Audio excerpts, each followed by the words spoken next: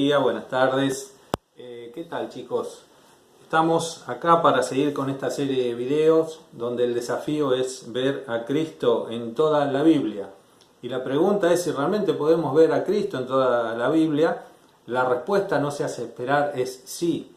Porque a pesar de que lo vemos claramente en los evangelios, donde directamente se nos habla de su nacimiento y de toda su vida ejemplar hasta el tiempo de la cruz y su ascensión a los cielos, y en adelante también las epístolas, también lo vemos previamente a eso porque la Biblia misma declara en algunos de sus libros, por ejemplo Colosenses capítulo 1, versículo 15 al 17, hablando de su preexistencia, dice: todo fue creado por medio de Él y para Él, y Él es antes de todas las cosas, y todas las cosas en Él subsisten. Es interesante que el estudioso, el estudiante de la Biblia, puede ver cosas del Señor Jesús aún en el Antiguo Testamento. Y muy claramente se ven referencias a la persona del Señor Jesucristo, a la persona del Mesías, de Cristo, por supuesto, y como en ningún otro lugar, en las profecías. Ya hemos comenzado en el video anterior, escuchando donde Mario nos hablaba acerca del profeta Isaías.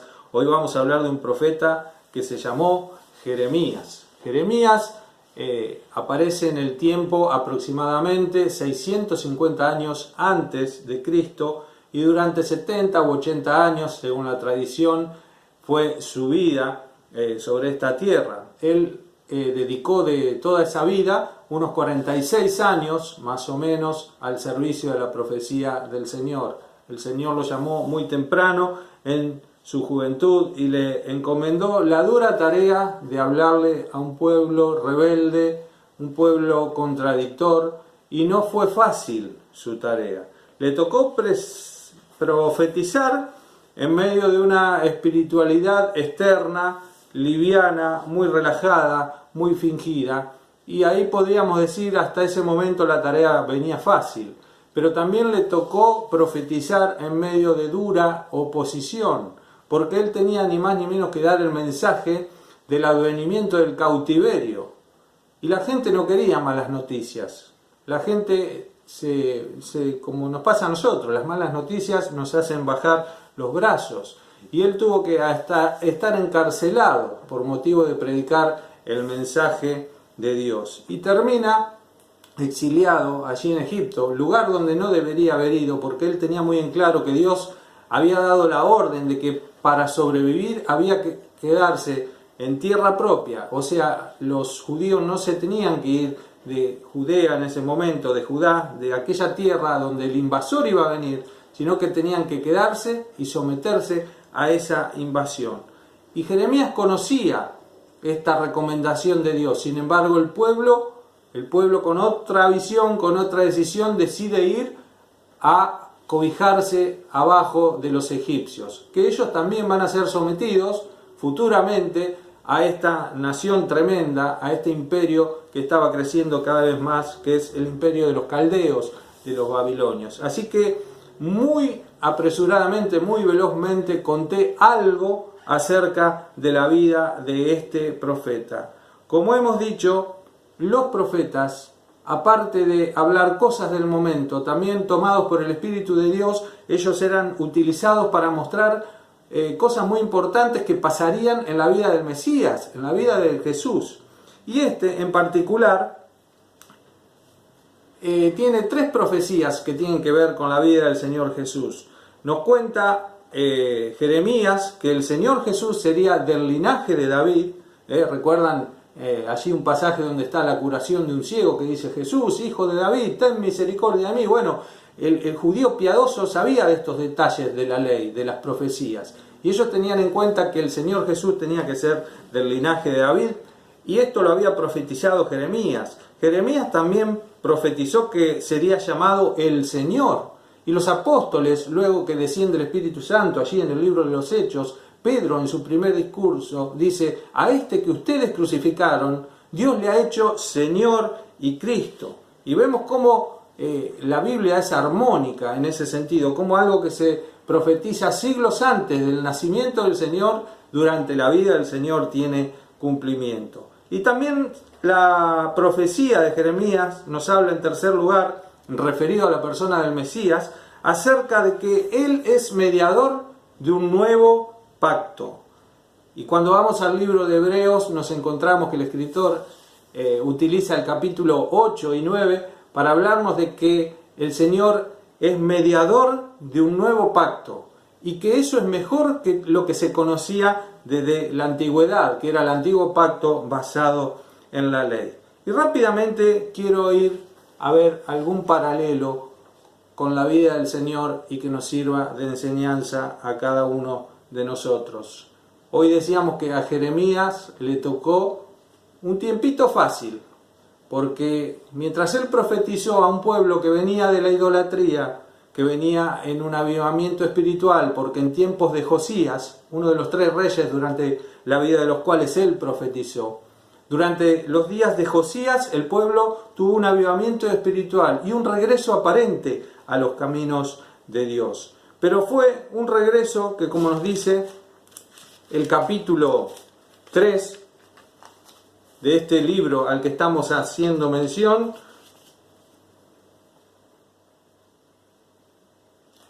dice Jeremías 3:10, su segunda parte: no se volvió a mí de todo corazón, sino fingidamente, dice Jehová.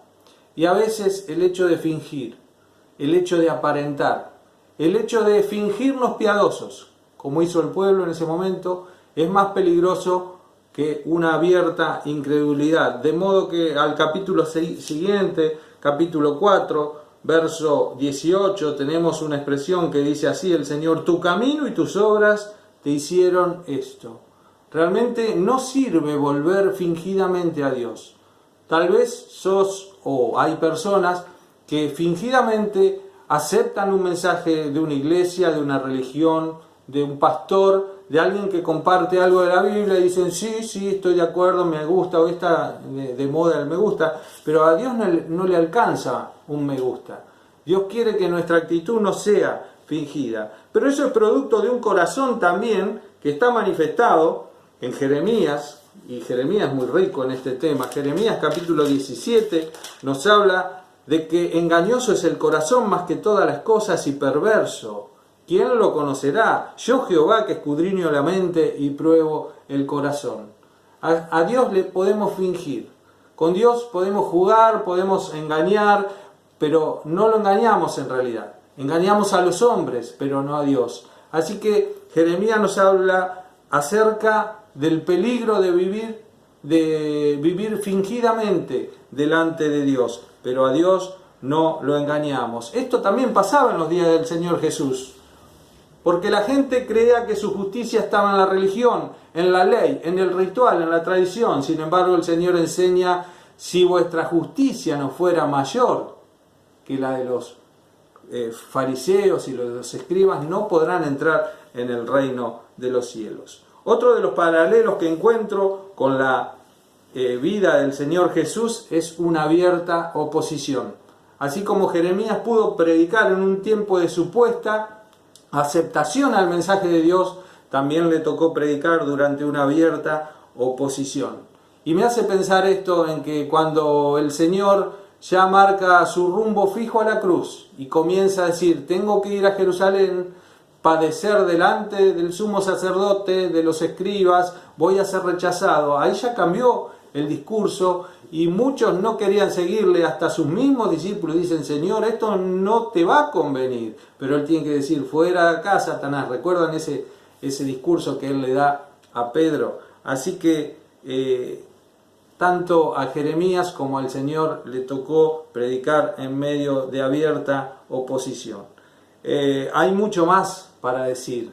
Tenemos un tiempo límite para este video. Así que yo te desafío a que personalmente puedas leer este libro, que son 52 capítulos muy extensos, de donde vas a sacar un gran material. Un gran material que nos habla de la profecía del advenimiento del Mesías, pero también un gran material práctico que tiene que ver con el interior de las personas, que se ha manifestado en todas las generaciones delante de Dios. Y no te olvides de estas dos actitudes. Podemos fingir delante de Dios, sin embargo Él conoce el corazón. Y podemos también ser imitadores de un Jeremías, que a pesar de la oposición, Él daba el mensaje.